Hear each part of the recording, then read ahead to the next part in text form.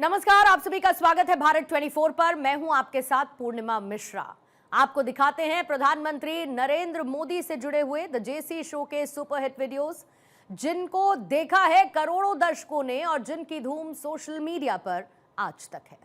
Sir, कुछ लोगों का ये कहना है कि पार्टी और सरकार में एक कांच का बर्तन है मोदी, इसे अच्छे से रखिए वरना एक बार टूट गया तो जुड़ नहीं पाएगा। आखिर क्यों कहते हैं लोग ऐसा? क्या आरएसएस और बीजेपी में कोई परेशानी है? वेल सेट, आपने सारी बात को समअप कर दिया। मैं भी इस बात को ये कहता हूँ कि उन्हें इरिटेट मत करो छोटी छोटी बातों से। और कोई डिफरेंसेस हैं, आपने फ्री हैंड दिया हुआ है उनको, फ्री हैंड चाहिए रिजल्ट ओरिएंटेशन के लिए। नरेंद्र मोदी अमित शाह तभी इतना कर पाए हैं कि उनको फ्री हैंड था, उनके पेरेंट इंस्टीट्यूशन से फ्री हैंड था, सहयोगियों का फ्री हैंड था, चीफ मिनिस्टर्स का भी एक कमिटमेंट था, उनके साथ आस्था थी उनकी, तभी वो इतना कर पाए हैं।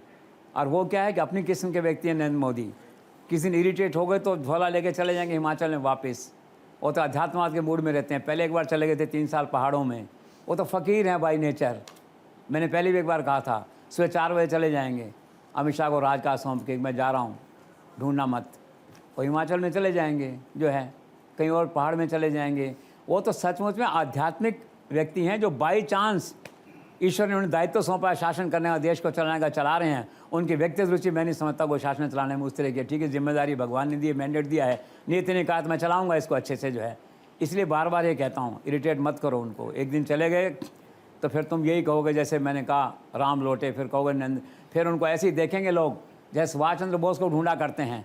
फिर कभी खबर आएगी, फिर पूर्णिमा कहेगी कि सर आज खबर आई है कलकत्ता में नरेंद्र मोदी जैसा एक व्यक्ति दिखा मुझे। सारे राष्ट्र में जिज्ञासा हो, फिर लोग ढूंढने जाएंगे उसको। तो भाई ऐसे हालात मत करो।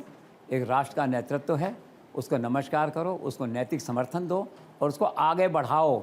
I am not a spokes person of them, लेकिन जो वास्तविकता है इंडिपेंडेंट, आज क्यों विपक्ष तो देखो बड़ा मुश्किल है सरकार का चलाना करना, जिसे हम चर्चा करेंगे आगे जा करके। तो इसमें यही है, कांच का बर्तन मैं मान लेता हूँ। Good sentence you exercise. प्रधानमंत्री नरेंद्र मोदी ने एक रिस्क भी लिया जब वो द्वारका नगरी के दर्शन करने के लिए समुद्र के नीचे उतर गए। एज एन एडवेंचरस पर्सन आप मोदी को कैसे देखते हैं? Modi is a wonderful adventure person. मेरे ख्याल से इस समय संसार में शायद ही ऐसा प्रधानमंत्री या राष्ट्रपति होगा इस तरह का जो इतना रिस्क लेता होगा। कभी तो देखिए ना आप, बद्रीनाथ केदारनाथ के दुर्गम पहाड़ों पर आप चले जा रहे हैं, कभी आप पानी में उतर रहे हैं। अब ये पानी में उतरना तो बिल्कुल ही कमाल की बात थी। उन्होंने खुद ने उसने लिखा उसके अंदर जो है कि आज मेरा मन भावनाओं से भरा हुआ है, मेरा सदियों पुराना, दशकों पुराना मेरा जो सपना है वो आज पूरा हुआ है। मैं पानी के नीचे जाके मैंने भगवान के पाँव छुए, मोर का पंख रखा वहाँ पे जो है, और द्वारका नगरी जो अतीत का गौरव थी भारत का जो है, उसके अवशेष थे, उनको छुआ। मेरा हृदय रोमांचित है उठा और मुझे दिव्यता का एहसास हुआ। आप भाषा देखिए, कितने विद्वान व्यक्ति हैं। ये प्रधानमंत्री संस्कृत के विद्वान हैं, साथ साथ आप देखिए ना किस तरह की स्थिति है। और किया उन्होंने पूरे देश के अंदर जो है, तो देश में रोमांच है। वीडियो इसका निकला बाकायदा तो सुपर हिट हुआ। बाहर आए तो सैनिकों ने कहा साहब बड़े साहस का काम इस उम्र में। उनका साहस नहीं भैया, ये श्रद्धा की बात है, ये मेरा साहस नहीं श्रद्धा की बात है। तो सुपर हिट था, उनकी भावनाएं पूरी हुई। और एक बात और है ना कि नरेंद्र मोदी भी ये देख रहे हैं कि इसी जीवन में, जीवन तो एक बार मिलता है ना आदमी को, बार बार नहीं आता। तो जितनी मेरी आकांक्षाएं, अपेक्षाएं हैं, इच्छाएं हैं, सब इसी जन्म में पूरी होनी चाहिए ना।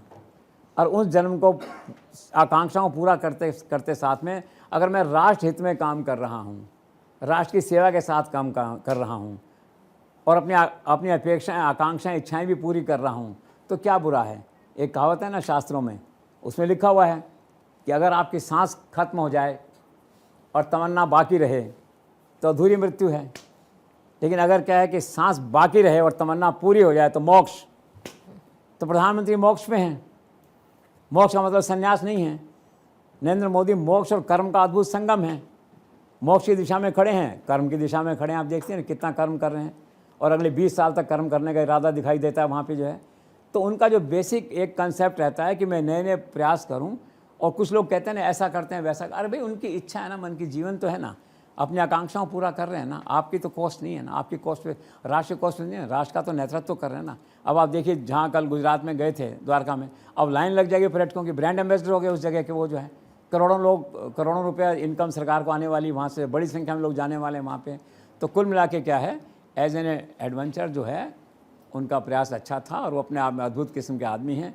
आज की तारीख में आसपास के देशों में या संसार में मुझे कोई ऐसा प्रधानमंत्री या दूसरा व्यक्ति दिखाई नहीं दे रहा है जो उनको इस फ्रंट पे मैच कर सके या मैच करता हो। सर, चुनावी विजय के अश्वमेध घोड़े पर सवार नरेंद्र मोदी, अब उनका अगला पॉलिटिकल प्लान, फ्यूचर प्लान क्या है और क्या बचा है सर उनके पॉलिटिकल और पर्सनल एजेंडे में?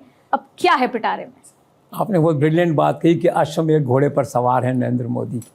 ये सच है और कोई उनके रथ को रोकने वाला देश में विदेश में आज नहीं है। आप देखिए, तीसरी बार प्रधानमंत्री बने हैं। 18 राज्यों में भाजपा और एलाइज की सरकार है। एनसीआर के चारों राज्यों में आज भाजपा की सरकार है। राम मंदिर बनाने की अभिलाषा पूरी हुई, 370 की पूरी हुई। क्या क्या नहीं किया नरेंद्र मोदी ने इस 11 वर्ष के कार्यकाल में, जिसे कहा जाए।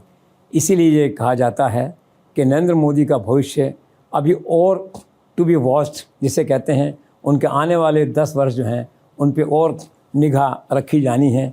और कभी कभी ऐसा लगता है क्या वो एक चक्रवर्ती सम्राट की मुद्रा में हैं और उस रास्ते पर वो देश और विदेश के लिए, भारत के लिए तेज़ी से चल पड़े हैं।